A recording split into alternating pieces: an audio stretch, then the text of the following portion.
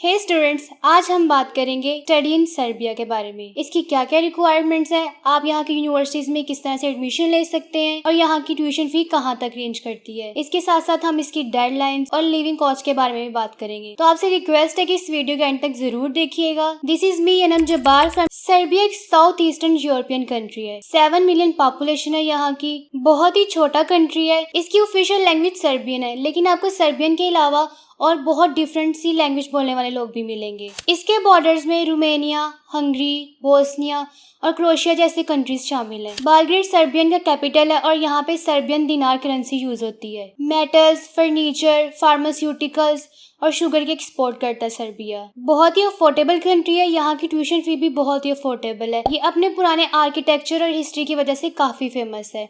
आपको यहाँ पे बहुत सारे चर्चेस मिलेंगे देखने को। इसके अलावा म्यूजियम भी मिलेंगे। बहुत ही नीट एंड क्लीन इन्वायरमेंट है सर्बिया का।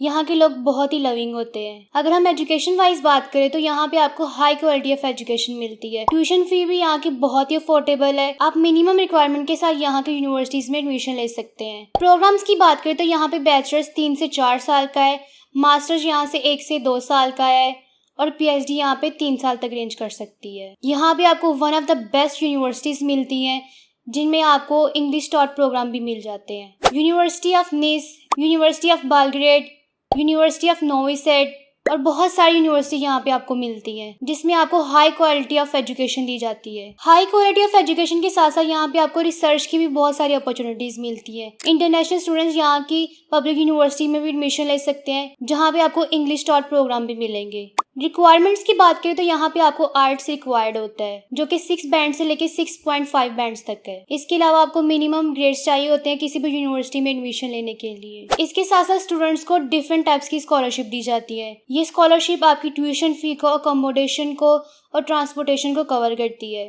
फुली फंडेड स्कॉलरशिप भी होती है और पार्शियल फंडेड स्कॉलरशिप भी होती है, जिसमें इरास्मस जैसी स्कॉलरशिप भी शामिल है। आप डिफरेंट कोर्सेज में एडमिशन ले सकते हैं, like medical sciences, data science, AI, engineering, agriculture, software engineering और बहुत सारे कोर्सेज यहाँ पे अवेलेबल हैं, जो कि आपको इंग्लिश में पढ़ाए जाएंगे। यहाँ की tuition fee on an average 5,000 euro से लेके 10,000 यूरो पर ईयर तक रेंज कर सकती है। ये आपकी यूनिवर्सिटी पे भी डिपेंड करता है और आपके कोर्स पे भी डिपेंड करता है कि आप किस यूनिवर्सिटी को या किस कोर्स को टारगेट कर रहे हैं। अगर आप किसी पब्लिक यूनिवर्सिटी में एडमिशन लेते हैं तो आपकी फीस थोड़ी कम होगी, लेकिन आप किसी प्राइवेट यूनिवर्सिटी में लेते हैं तो आपकी फीस ऑब्वियसली ज्यादा होगी। यहाँ की living cost as compare to other countries बहुत ही अफोर्डेबल है। यहाँ पे आपको $500 से लेके $700 तक पर मंथ एक्सपेंस आ जाता है, जिसमें आपकी फूड, अकोमोडेशन और ट्रांसपोर्टेशन शामिल होती है। इसके अलावा इंटरनेशनल स्टूडेंट्स को यहाँ पे पार्ट टाइम जॉब भी अवेलेबल होती है। 20 आवर्स अलो होते हैं स्टूडेंट को जॉब करना और ड्यूरिंग सेमेस्टर ब्रेक आप फुल टाइम जॉब भी कर सकते हैं। $4 to $5 आपको पर आवर वेज मिलती है यहाँ पे,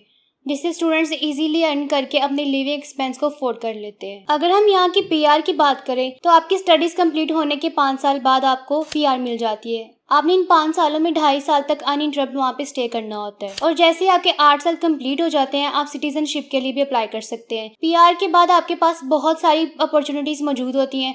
आप जॉब फाइंड कर सकते हैं और सिटीजनशिप मिलने के बाद आप वीजा फ्री 103 कंट्रीज में ट्रैवल कर सकते हैं। यूनिवर्सिटी में एडमिशन लेने के लिए आपको जो डॉक्यूमेंट्स चाहिए होते हैं उसमें सबसे पहले आपकी सीवी आती है, पासपोर्ट, पिक्चर्स, एजुकेशन डॉक्यूमेंट्स आते हैं, उसकी ट्रांसक्रिप्ट, डिग्रीज आती हैं, रिकमेंडेशन लेटर्स आते हैं, मोटिवेशन लेटर्स आते हैं और इसके अलावा इंग्लिश लैंग्वेज सर्टिफिकेट भी चाहिए होता है। वीज़ा के लिए जो आपको डॉक्यूमेंट्स चाहिए होते हैं उसमें सबसे पहले आपके एजुकेशन डॉक्यूमेंट्स आते हैं।